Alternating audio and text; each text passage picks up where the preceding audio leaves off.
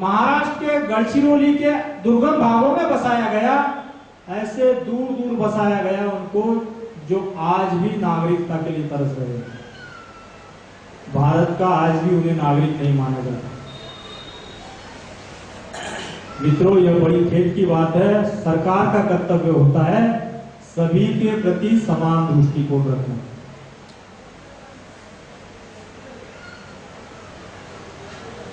दिसंबर 1946 में चर्चिल ने ब्रिटेन के संसद में कहा था कि भारत की जो संविधान सभा है यह केवल एक बड़ी जाति का प्रतिनिधित्व करती है, यह हिंदुओं का जमघट है। और साइमन ने तो यहां तक कहा था ब्रिटिश संसद में कि भारत की जो संविधान सभा है यह संविधान सभा नहीं है, यह हिंदुओं की सभा है। और बाबा साहब अम्बेडकर ने 1946 में जब गए थे वे अक्टूबर, जब उनको समझाया था तो उनके समझ में आया था, उसके बाद ही यह बात उन्होंने कही।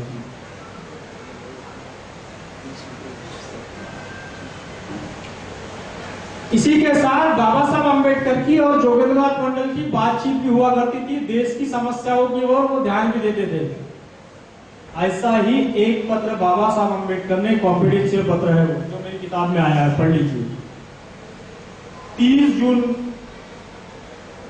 2 जून 1947 को जोगेंद्रनाथ मंडल ने बाबा साहब अम्बेडकर को पत्र लिख के सलाह मांगी थी कि हमारी भावी रणनीति क्या होनी चाहिए। इसके जवाब में 30 जून 1947 को कॉन्फिडेंशियल पत्र लिखते हैं बाबा साहब अम्बेडकर जोगेंद्रनाथ मंडल को। उस पत्र में बाबा साहब अम्बेडकर कहते हैं कि देश का विभाजन तय है, हिंदुओं को हिंदुस्तान मिल जाएगा, मुस्लिमों को पाकिस्तान, दलितों का क्या, क्वेश्चन मार्क लगाते हैं बाबा साहब। हिंदुओं को हिंदुस्तान मिल जाएगा, मुस्लिमों को पाकिस्तान, दलितों का क्या।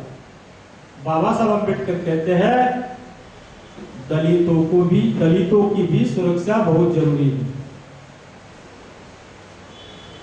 दलितों की सुरक्षा के लिए मैं तो भारत में हुई।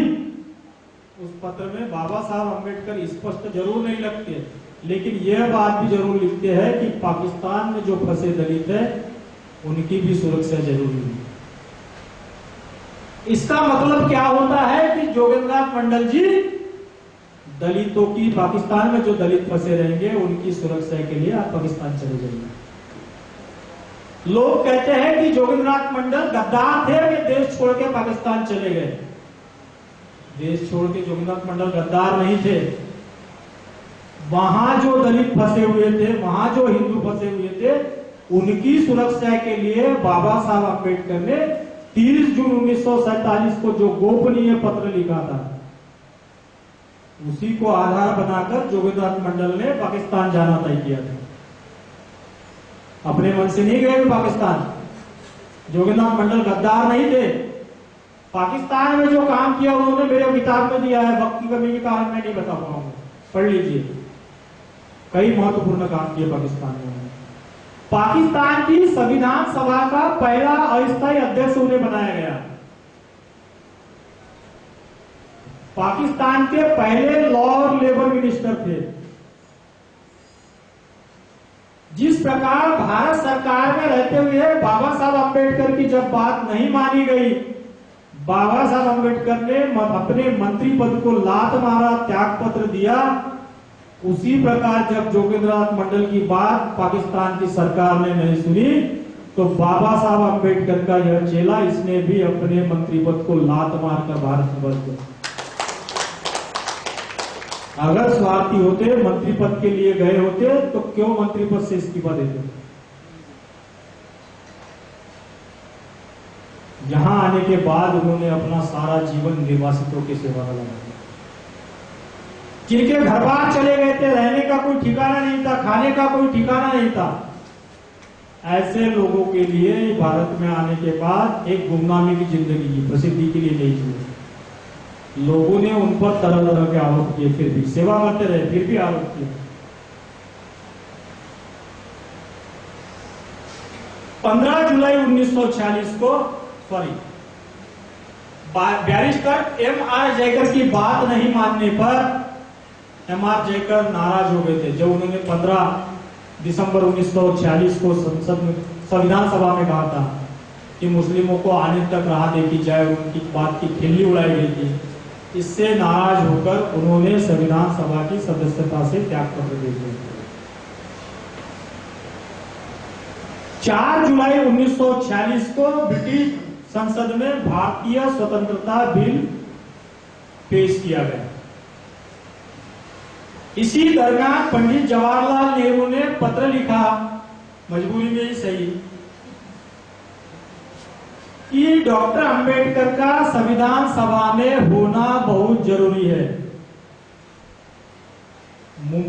यहां जो खेर थे मुख्यमंत्री उस समय के, उनको पत्र लिखा, मुंबई से जो बैरिस्टर M.R. जयकर की जगह खाली हुई है उस सीट से डॉक्टर अंबेडकर को चुनकर भेजा जाए। जब बाबा साहब अंबेडकर को यहां से चुन के भेजा गया, 4 जुलाई 1946 को जो ब्रिटिश की संसद में, 4 जुलाई 1947, 4 जुलाई 1947 को ब्रिटिश संसद में भारतीय स्वतंत्रता बिल जो पेश हुआ था, बाबा साहब अंबेडकर को चुनकर देने के बाद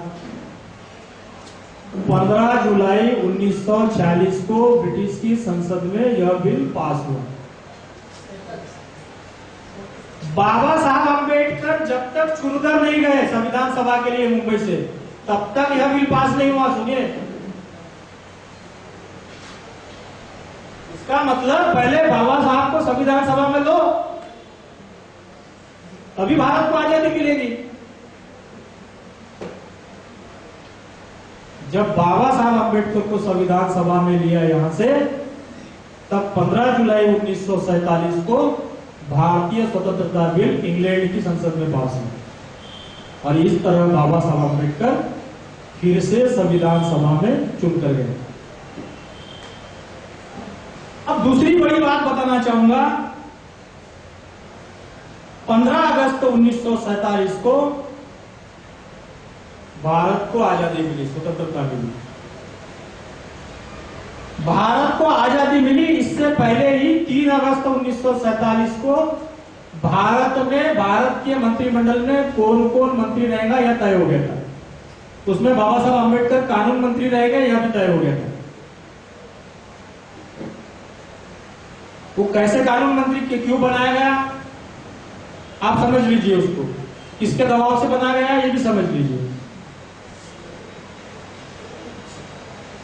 29 अगस्त 1947 को संविधान सभा के ड्राफ्टिंग कमेटी की बैठक बुलाई गई और बाबा साहब अंबेडकर संविधान सभा के ड्राफ्टिंग कमेटी के अध्यक्ष बने।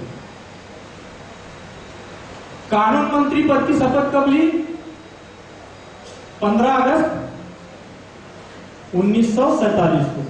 देश तभी आजाद हुआ ना, उसी दिन से सरकार लागू हो गई, नई सरकार बनी, बाबा साहब अंबेडकर कानून मंत्री बने।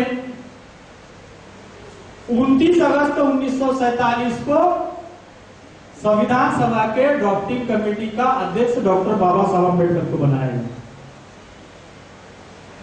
अब हमारे नेता कहते हैं, हमारे इतिहासकार कहते हैं कि बाबा साहब अंबेडकर को गांधी जी के कहने पर ड्राफ्टिंग कमेटी का, संविधान की ड्राफ्टिंग कमेटी का अध्यक्ष बनाया गया। अरे जिस देश का कानून मंत्री हो और कोई कानून बन रहा हो, वो उसका अध्यक्ष नहीं होगा तो कौन होगा? कौन होगा अध्यक्ष? देश का संविधान बन रहा है, देश में केंद्रीय कानून मंत्री डॉक्टर अंबेडकर है, कोई कानून बन रहा है तो उसका अध्यक्ष तो कानून मंत्री होगा, क्या और कोई होगा? तो कानून मंत्री का, वो ड्राफ्टिंग कमेटी का अध्यक्ष बाबा साहब अंबेडकर के पास तो खुद चलकर आ गया, क्या किसी की मेहरबानी से आया? वो तो कानून मंत्री थे, अध्यक्ष तो रहना ही था। बाबा साहब अंबेडकर को किसी ने अध्यक्ष नहीं बनाया। बाबा साहब अंबेडकर अपने मंत्रिमंडल के पद के कारण अध्यक्ष बने, कानून मंत्री थे। और बाबा साहब अंबेडकर ने ऐसा कानून बनाया केवल दलितों के लिए काम नहीं किया। 2 वर्ष 11 महीने और 17 दिन में बाबा साहब अम्बेडकर ने संविधान बनाया।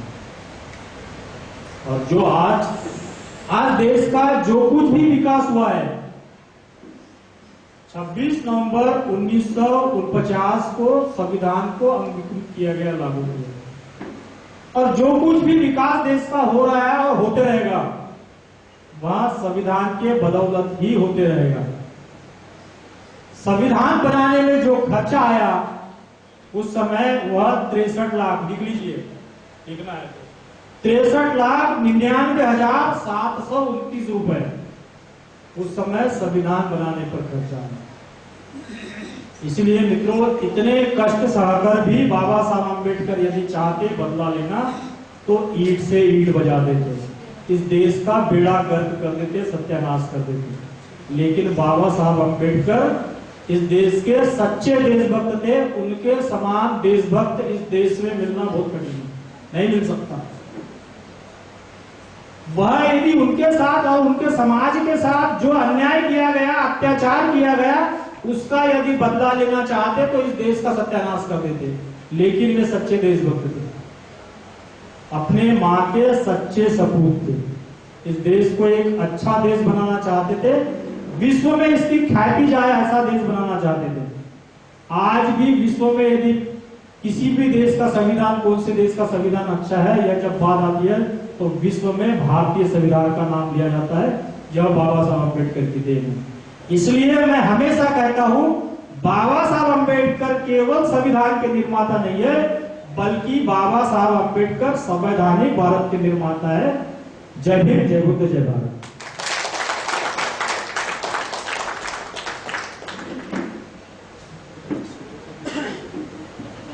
धन्यवाद डॉक्टर संजय गाजवे जी। अभी टाइम भी बहुत हो गया। अभी वोट ऑफ थैंक्स के लिए मैं सीधे वाला काउंसिल करता हूँ, तो आप वोट ऑफ थैंक्स प्लीज।